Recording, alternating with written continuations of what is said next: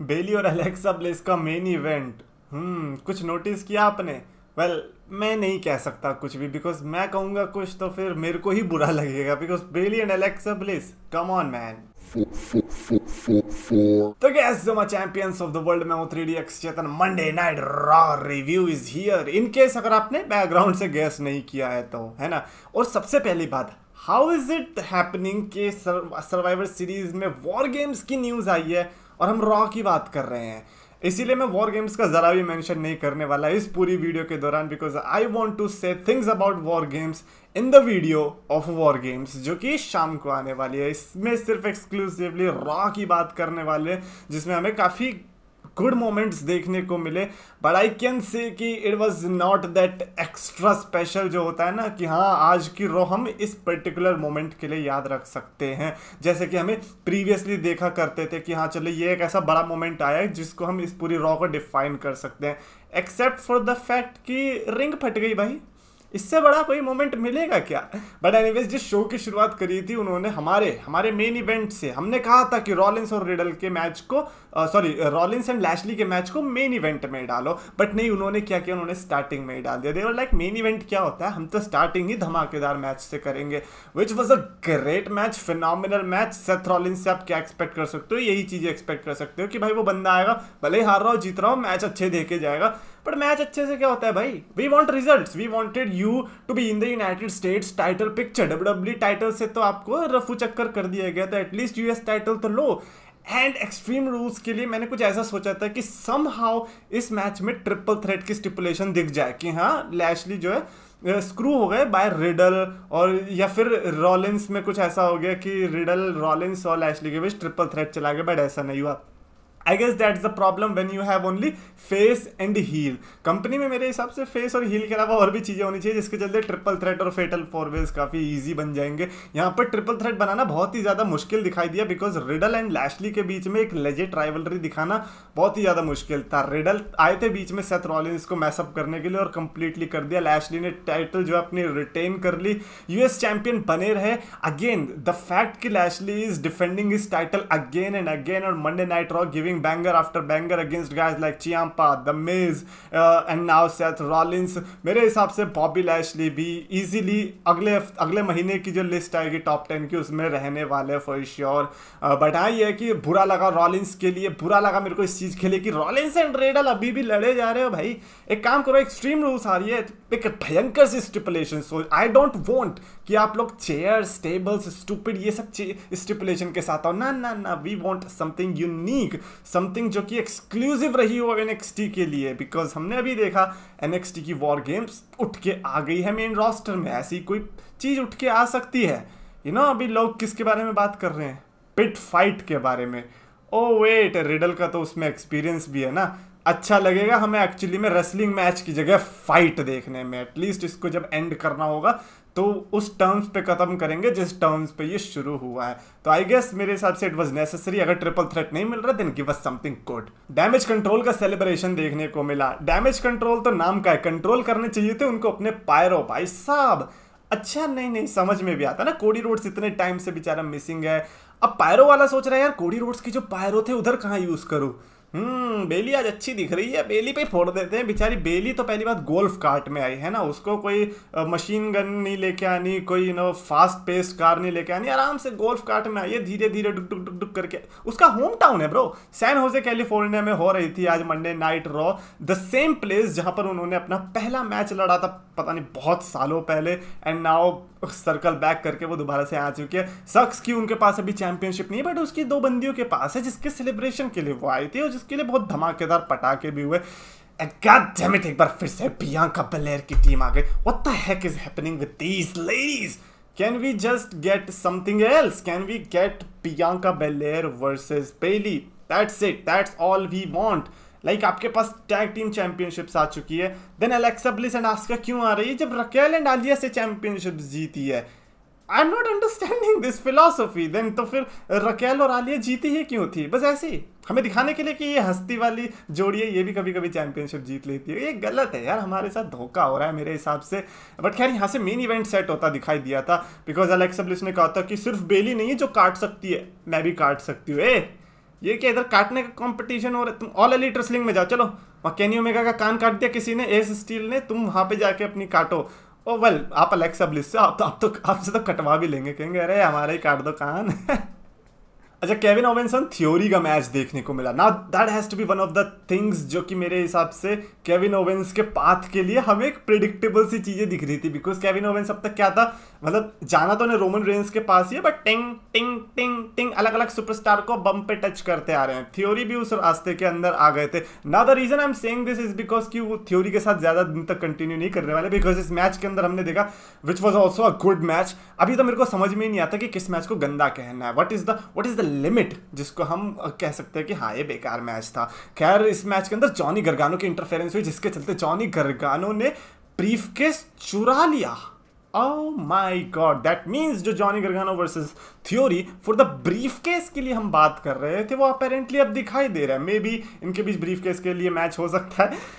यार Johnny गरगानो briefcase छीन लेगा हमारे थ्योरी से। ऑफ कोर्स सैड हूं मैं, because I know that Gargano is going to win the briefcase और चैंपियनशिप। अच्छी बात है यार, वो जो कर रहा है अच्छी बात है, बट हमारे थ्योरी के साथ क्यों बुरा हो रहा है? अगला साल आएगा ना money in the bank briefcase, तब जीत लेला। लेकिन नहीं भैया, पप्पा एच आए हैं, पप्पा एच के सामने तो मैं अपनी इज्जत कैसे खराब करूंगा, मैं तो अभी क्या भी जीतूंगा। ये थोड़ा मेरे लिए थोड़ा मूड ऑफ करने वाली बात हो गई थी।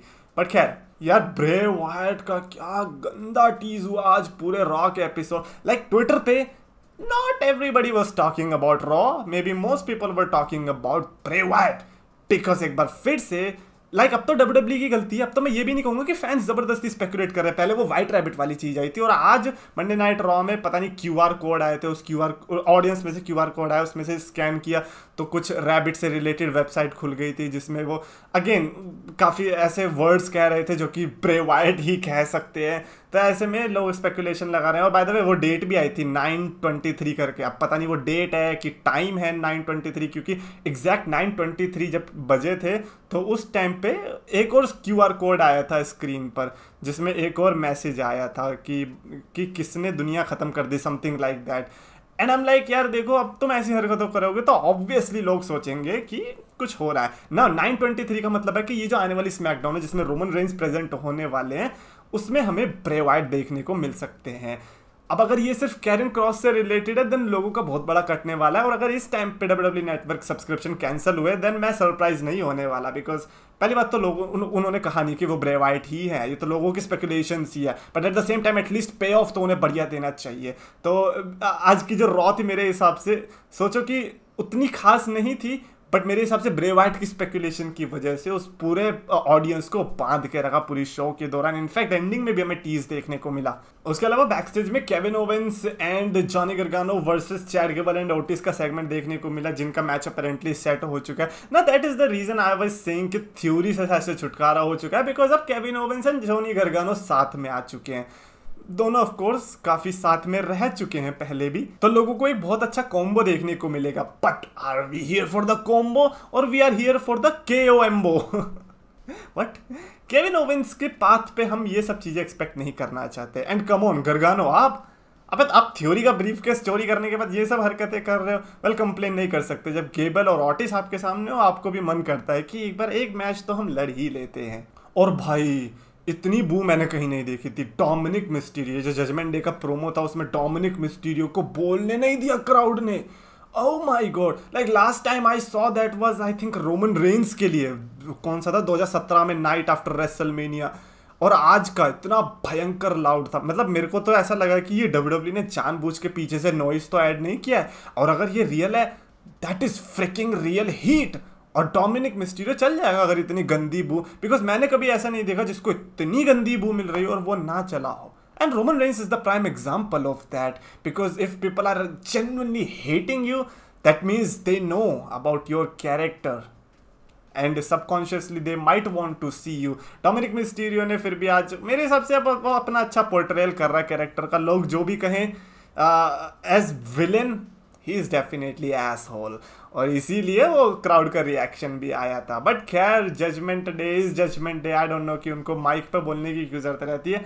आओ और सीधा अटैक करो यार। खैर टैग टीम मैचेस भी हुए थे जैसे इनके बीच देखने को मिला था, एक और टैग टीम मैच देखने को मिला था ब्रॉलिंग ब्रूट्स के बारे में। एज सच उनके बारे में बात करने को कुछ है नहीं। हाँ ये है कि ये वाला जो मैच हुआ था Riddle and Rey Mysterio versus Judgment Day वाला, इसमें सेथ रॉलिंस ने बीच में आके जो हरकतें करी हो, मतलब ऐसा लगा कि अच्छा कर रहा है, क्योंकि रिडल ने भी आपके साथ किया ना। मतलब ये पहली बार हो रहा है कि हम विलन को सपोर्ट कर रहे हैं कि हाँ भाई मार इसे मार, इसकी हिम्मत कैसे हुई तेरी चैंपियनशिप लेने की। और फिर उसमें रे मिस्टीरियो का सीन आया जब रे मिस्टीरियो चेयर लेके भगा रॉलिंस के पीछे, दैट वाज फन पार्ट। और रॉलिंस ने जब डोमिनिक मिस्टीरियो कहता है मार मुझे मार, और रे मिस्टीरियो ने हाथ में चेयर थी, लोग कह रहे थे मारो मारो, आई एम लाइक मारो क्या, तुम्हें रे मिस्टीरियो की बायोग्राफी नहीं पता है? मतलब इतने 20 साल से ज़्यादा से रे मिस्टीरियो डब्ल्यूडब्ल्यूई के अंदर है, कभी देखा रे मिस्टीरियो को ऐसी हरकतें करते हुए? भाई वो बेटा है ना, वो बंदे ने कभी दुश्मन के साथ ऐसे नहीं किया, बेटे के साथ तो क्या ही करेगा। तो Rey Mysterio is one of the nicest person, और इसका फायदा डोमिनिक मिस्टीरियो उठा रहा है। ऐसी वो पॉकेट मनी भी लेता हुआ, ऐसी यहाँ हरकतें भी कर रहा है। रिया रिप्ली की आ गई, बंदा बौखला गया यार, जवानी के जोश में हद है यार। ओ मैन मिस एंड चैंपा की स्टोरी लाइन, और मिस चैंपा एंड डेक्स्टर लूमिस की स्टोरी लाइन ब्यूटीफुल। मतलब छोटा सा सेगमेंट मिलता है और उसमें भी तबाही मचा देते हैं। मिस कहता है मैं लड़ूं क्यों, मेरे को लड़ने की जरूरत क्यों है जब मैं बिना उसके भी एंटरटेनमेंट ला सकता हूँ। 2-3 टैग मैचेस आज देखने को मिले थे और जिससे ज्यादा इंटरेस्ट बंदा इधर ले आया, but thanks to the Dexter Lumis thing too, because वो कैरेक्टर ही इतना स्पेशल है जिसे देखने में मजा आता है कि आज किस तरीके से हरकतें करेगा। आज बंदा नीचे से रिंग काट के मिस और चैंपा को नीचे खींचने की कोशिश करी। One thing I liked is the rejections, क्योंकि मोस्ट ऑफ द टाइम क्या होता है कि ऐसी जब चीज़ें होती है तो उसका कंफर्मेशन हो ही जाता है, बट जब रिजेक्शन होता है तब ऐसा लगता है कि हाँ there is something real to it. और अगर मिज और या चियांपा जो उन दोनों में से कोई भी अगर गड्ढे के अंदर चला जाता देन लगता है कि ठीक है यार स्टोरी है, बट नहीं गया, विच सेज कि हाँ यार ये दोनों बंदे ऑफकोर्स ज़रूरी थोड़ी है कि चले ही जाएंगे उस छोटे से आदमी के हाथ में। हाँ बजा दिया उसे, नीचे गिरा दिया, वो बंदे बच गए, ऐसा भी तो हो सकता है। ये चीज़ें भी ज़रूरी होती है डब्ल्यूडब्ल्यूई के अंदर, and I fricking liked it. But Dexter Lumix ने बाद में जो ऐसे मुंह निकाला भाई सब पटके हाथ में आ गई थी।